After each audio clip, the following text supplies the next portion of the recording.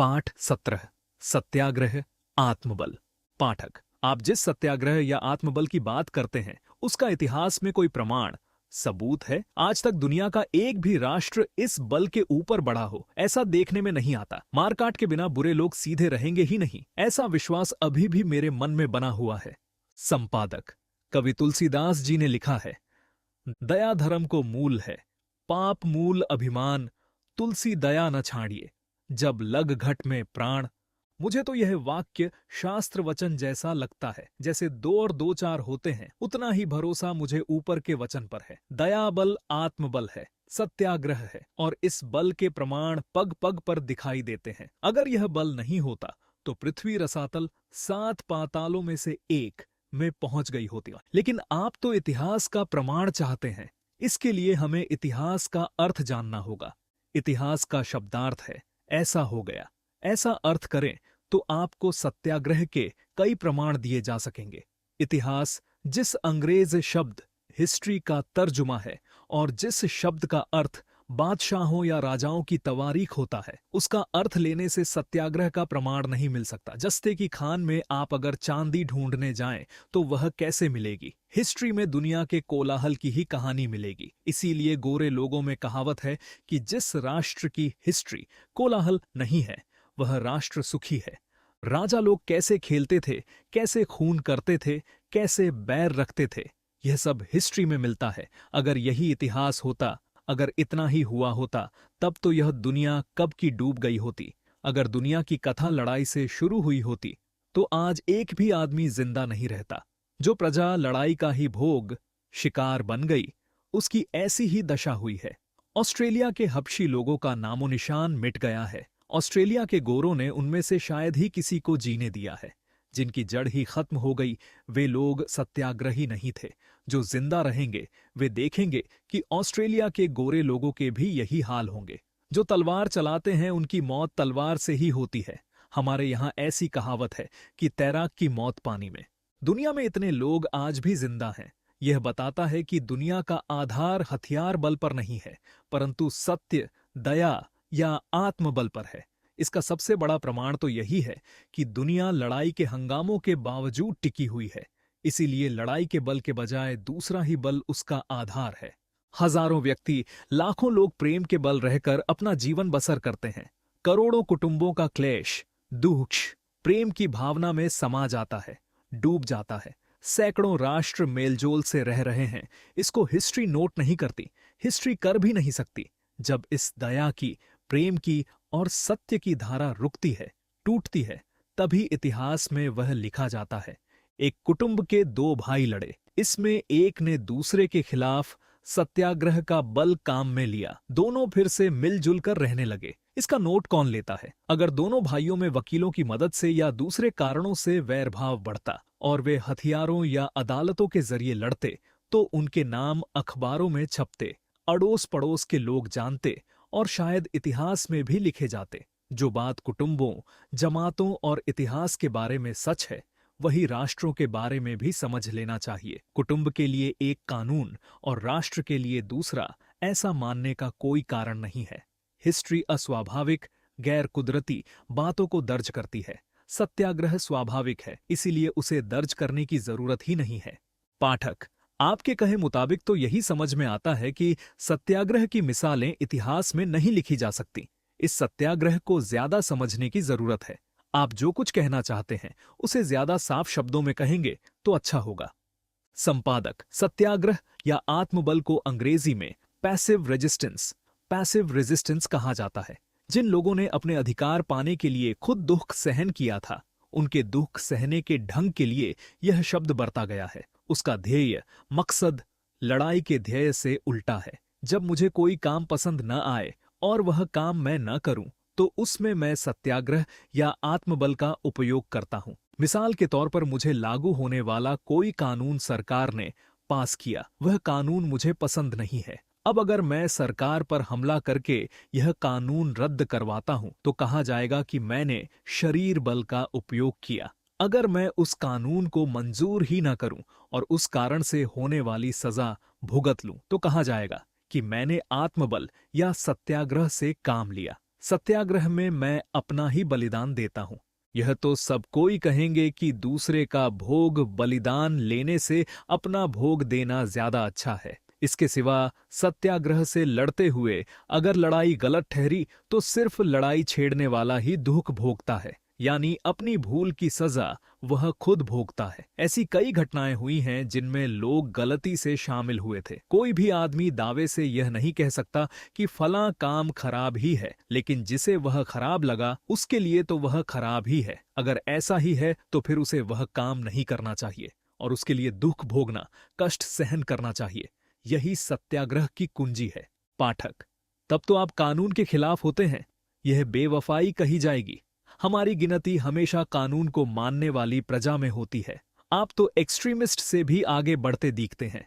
Extremist कहता है कि जो कानून बन चुके हैं उन्हें तो मानना ही चाहिए, लेकिन कानून खराब हो तो उनके बनाने वालों को मारकर भगा देना चाहिए। संपादक, मैं आगे बढ़ता हूं या पीछे रहता हूं इसकी परवाह न आपको होनी चाहिए न मुझे। हम तो जो अच्छा है उसे खोजना चाहते हैं और उसके मुताबिक बरतना चाहते हैं। हम कानून को मानने वाली प्रजा है। इसका सही अर्थ तो यह है कि हम सत्याग्रही प्रजा हैं। कानून जब पसंद न आए तब हम कानून बनाने वालों का सिर नहीं तोड़ते, बल्कि उन्हें रद्द कराने के लिए खुद उपवास करते हैं, खुद दुख उठाते हैं।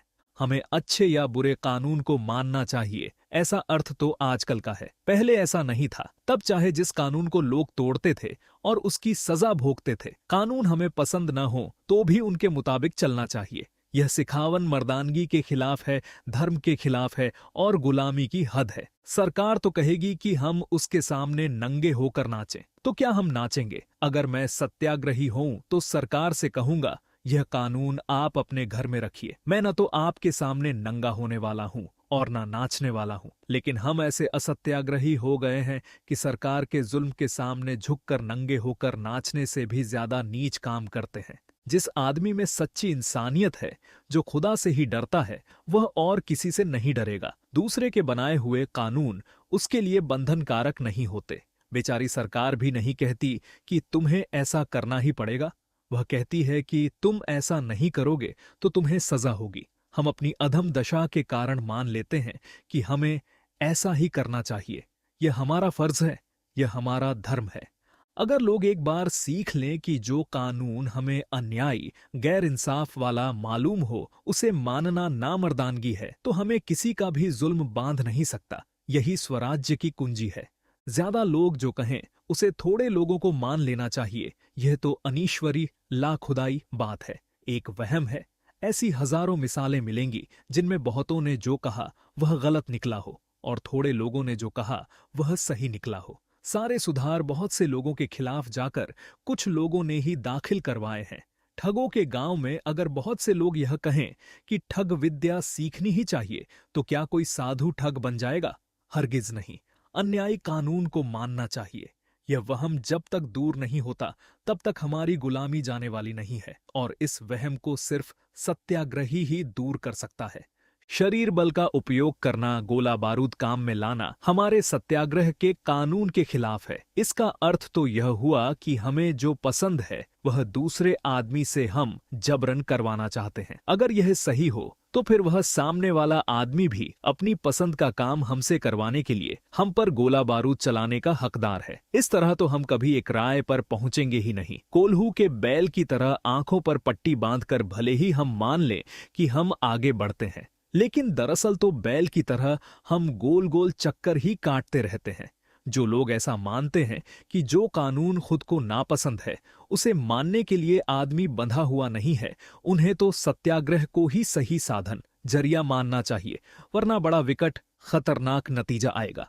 पाठक, आप जो कहते हैं उस पर से मुझे लगता है कि सत्याग्रह कमजोर आदमियों के लिए काफी काम का है, लेकिन जब वे बलवान बन जाएं तब तो उन्हें तोप हथियार ही चलाना चाहिए।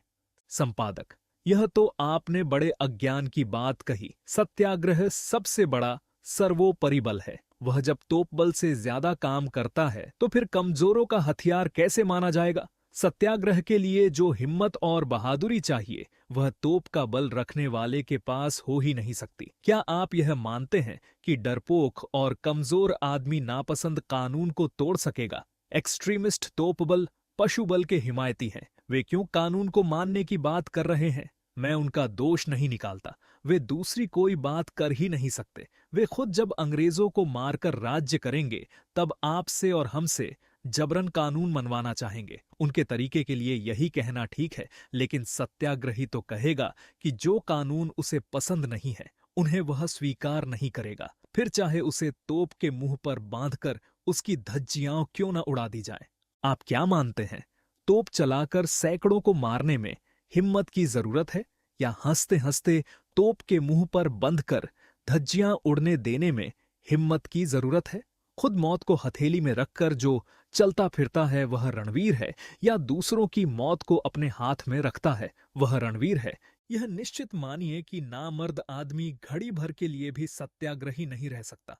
हाँ, यह सही है कि शरीर से जो दुबला हो वह भी सत्याग्रही हो सकता है। एक आदमी भी सत्याग्रही हो सकता है और लाखों लोग भी हो सकते हैं। मर्द भी सत्याग्रही हो सकता है, औरत भी हो सकती है। उसे अपना लश्कर तैयार करने की जरूरत नहीं रहती। उसे पहलवानों की कुश्ती सीखने की जरूरत नहीं रहती। उसने अपने मन को काबू में किया कि फिर वह वनराज सिंह की तरह गर्जना कर सकता है, और जो उसके दुश्मन बन बैठे हैं उनके दिल इस गर्जना से फट जाते हैं।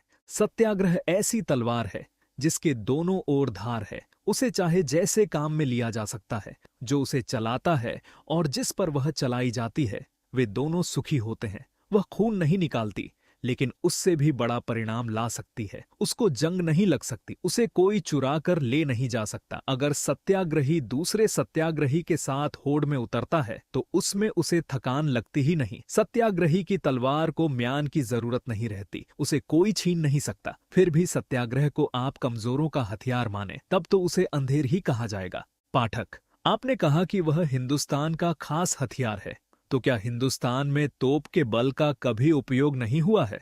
संपादक, आप हिंदुस्तान का अर्थ मुट्ठी भर राजा करते हैं। मेरे मन तो हिंदुस्तान का अर्थ वे करोड़ों किसान हैं जिनके सहारे राजा और हम सब जी रहे हैं। राजा तो हथियार काम में लाएंगे ही, उनका वह रिवाज ही हो गया है। उन्हें हुक्म चलाना है, लेकिन हुक्म मानने वाले को तोपबल की जरूरत नहीं है। दुनिया के ज्यादातर लोग हुक्म मानने वाले हैं। उन्हें या तो तोपबल या सत्याग्रह का बल सिखाना चाहिए। जहां वे तोपबल सीखते हैं वहां राजा प्रजा दोनों पागल जैसे हो जाते हैं। जहां हुक्म मानने वालों ने सत्याग्रह करना सीखा है वहां राजा का जुल्म उसकी 3 गज की तलवार से आगे नहीं जा सकता, और हुक्म मानने वालों ने अन्याय हुक्म की परवाह भी नहीं की है। किसान किसी के तलवार बल के बस न तो कभी हुए हैं और न होंगे। वे तलवार चलाना नहीं जानते, न किसी की तलवार से वे डरते हैं। वे मौत को हमेशा अपना तकिया बनाकर सोने वाली महान प्रजा है। उन्होंने मौत का डर छोड़ दिया है, इसीलिए सबका डर छोड़ दिया है। यहाँ मैं कुछ बढ़ा चढ़ाकर तस्वीर खींचता हूँ, यह ठीक है, लेकिन हम जो तलवार के बल से चकित दंग हो गए हैं उनके लिए यह कुछ ज्यादा नहीं है। बात यह है कि किसानों ने, प्रजामंडलों ने अपने और राज्य के कारोबार में सत्याग्रह को काम में लिया है। जब राजा जुल्म करता है तब प्रजा रूठती है, यह सत्याग्रह ही है। मुझे याद है कि एक रियासत में रैयत प्रजा को अमुक हुक्म पसंद नहीं आया, इसीलिए रैयत ने हिजरत करना, गांव खाली करना शुरू कर दिया। राजा घबराए, उन्होंने रैयत से माफी मांगी और हुक्म वापस ले लिया। ऐसी मिसालें तो बहुत मिल सकती हैं, लेकिन वे ज्यादातर भारत भूमि की ही उपज होंगी। ऐसी रैयत जहां है वहीं स्वराज्य है, इसके बिना स्वराज्य कुराज्य है। पाठक, तो क्या आप यह कहेंगे कि शरीर को कसने की जरूरत ही नहीं है? संपादक, ऐसा मैं कभी नहीं कहूंगा। शरीर को कसे बिना सत्याग्रही होना मुश्किल है। अक्सर जिन शरीरों को गलत लाड़ लड़ाकर या सहलाकर कमजोर बना दिया गया है उनमें रहने वाला मन भी कमजोर होता है, और जहां मन का बल नहीं है वहां आत्मबल कैसे हो सकता है? हमें बाल विवाह वगैरह के कुरिवाज को और ऐश आराम की बुराई को छोड़कर शरीर को कसना ही होगा। अगर मैं मरियल और कमजोर आदमी को यकायक तोप के मुंह पर खड़ा हो जाने के लिए कहूं तो लोग मेरी हंसी उड़ाएंगे। पाठक, आपके कहने से तो ऐसा लगता है कि सत्याग्रही होना मामूली बात नहीं है, और अगर ऐसा है तो कोई आदमी सत्याग्रही कैसे बन सकता है, यह आपको समझाना होगा। संपादक, सत्याग्रही होना आसान है, लेकिन जितना वह आसान है उतना ही मुश्किल भी है। 14 बरस का एक लड़का सत्याग्रही हुआ है, यह मेरे अनुभव की बात है। रोगी आदमी सत्याग्रही हुए हैं, यह भी मैंने देखा है। मैंने यह भी देखा है कि जो लोग शरीर से बलवान थे और दूसरी बातों में भी सुखी थे, वे सत्याग्रही नहीं हो सके। अनुभव से मैं देखता हूं कि जो देश के भले के लिए सत्याग्रही होना चाहता है, उसे ब्रह्मचर्य का पालन करना चाहिए, गरीबी अपनानी चाहिए, सत्य का पालन तो करना ही चाहिए और हर हालत में अभय, निडर बनना चाहिए। ब्रह्मचर्य एक महान व्रत है जिसके बिना मन मजबूत नहीं होता। ब्रह्मचर्य का पालन न करने से मनुष्य वीर्यवान नहीं रहता, नामर्द और कमजोर हो जाता है। जिसका मन विषय नफसानी ख्वाहिश में भटकता है, वह क्या शेर मारेगा? यह बात अनगिनत मिसालों से साबित की जा सकती है। तब सवाल यह उठता है कि घर संसारी को क्या करना चाहिए, लेकिन ऐसा सवाल उठने की कोई जरूरत नहीं। घर संसारी ने जो संग किया, स्त्री की सोहबत की, वह विषय भोग नहीं है, ऐसा कोई नहीं कहेगा। संतान पैदा करने के लिए ही अपनी स्त्री का संग करने की बात कही गई है और सत्याग्रही को संतान पैदा करने की इच्छा नहीं होनी चाहिए, इसलिए संसारी होने पर भी वह ब्रह्मचर्य का पालन कर सकता है। यह बात ज्यादा खोलकर लिखने की जरूरत नहीं। स्त्री का क्या विचार है, यह सब कैसे हो सकता है? ऐसे विचार मन में पैदा होते हैं। फिर भी जिसे महान कार्यों में हिस्सा लेना है, उसे तो ऐसे सवालों का हल ढूंढना ही होगा। जैसे ब्रह्मचर्य की जरूरत है, वैसे ही गरीबी को अपनाने की भी जरूरत है। पैसे का लोभ और सत्याग्रह का सेवन पालन दोनों साथ साथ कभी नहीं चल सकते। लेकिन मेरा मतलब यह नहीं है कि जिसके पास पैसा है वह उसे फेंक दे। फिर भी पैसे के बारे में लापरवाह रहने की जरूरत है। सत्याग्रह का सेवन करते हुए अगर पैसा चला जाए तो चिंता नहीं करनी चाहिए। जो सत्य का सेवन नहीं करता, वह सत्य का बल, सत्य की ताकत कैसे दिखा सकेगा? इसीलिए सत्य की तो पूरी पूरी जरूरत रहेगी ही। बड़े से बड़ा नुकसान होने पर भी सत्य को नहीं छोड़ा जा सकता। सत्य के लिए कुछ छिपाने को होता ही नहीं। इसीलिए सत्याग्रही के लिए छिपी सेना की जरूरत नहीं होती। जान बचाने के लिए झूठ बोलना चाहिए या नहीं, ऐसा सवाल यहां मन में नहीं उठाना चाहिए। जिसे झूठ का बचाव करना है, वही ऐसे बेकार सवाल उठाता है। जिसे सत्य की ही राह लेनी है, उसके सामने ऐसे धर्म संकट, दुविधा कभी आते ही नहीं। ऐसी मुश्किल हालत में आ पड़े तो भी सत्यवादी उनमें से उभर जाता है। अभय के बिना तो सत्याग्रही की गाड़ी एक कदम भी आगे नहीं चल सकती। अभय संपूर्ण और सब बातों के लिए होना चाहिए। जमीन जायदाद का, झूठी इज्जत का, सगे संबंधियों का, राज दरबार का, शरीर को पहुंचने वाली चोटों का और मरण का अभय हो, तभी सत्याग्रह का पालन हो सकता है। यह सब करना मुश्किल है, ऐसा मानकर इसे छोड़ नहीं देना चाहिए। जो सिर पर पड़ता है उसे सह लेने की शक्ति कुदरत ने हर मनुष्य को दी है। जिसे देश सेवा न करनी हो, उसे भी ऐसे गुणों का सेवन करना चाहिए। इसके सिवा हम यह भी समझ सकते हैं कि जिसे हथियार बल पाना होगा, उसे भी इन बातों की जरूरत रहेगी। रणवीर होना कोई ऐसी बात नहीं कि किसी ने इच्छा की और तुरंत रणवीर हो गया। योद्धा लड़वैया को ब्रह्मचर्य का पालन करना होगा, भिखारी बनना होगा। रण में जिसके भीतर अभय न हो, वह लड़ नहीं सकता। उसे योद्धा को सत्यव्रत का पालन करने की उतनी जरूरत नहीं है, ऐसा शायद किसी को लगे। लेकिन जहां अभय है, वहां सत्य कुदरती तौर पर रहता ही है। मनुष्य जब सत्य को छोड़ता है, तब किसी तरह के भय के कारण ही छोड़ता है। इसीलिए इन 4 गुणों, सिफतों से डर जाने का कोई कारण नहीं है। फिर तलवारबाज को और भी कुछ बेकार कोशिशें करनी पड़ती हैं, जो सत्याग्रही को नहीं करनी पड़ती। तलवारबाज को जो दूसरी कोशिशें करनी पड़ती हैं, उसका कारण भय है। अगर उसमें पूरी निडरता आ जाए तो उसी पल उसके हाथ से तलवार गिर जाएगी। फिर उसे तलवार के सहारे की जरूरत नहीं रहती। जिसकी किसी से दुश्मनी नहीं है, उसे तलवार की जरूरत ही नहीं है। सिंह के सामने आने वाले एक आदमी के हाथ की लाठी अपने आप उठ गई। उसने देखा कि अभय का पाठ उसने सिर्फ जबानी ही किया था। उसने लाठी छोड़ी और वह निर्भय निडर बना।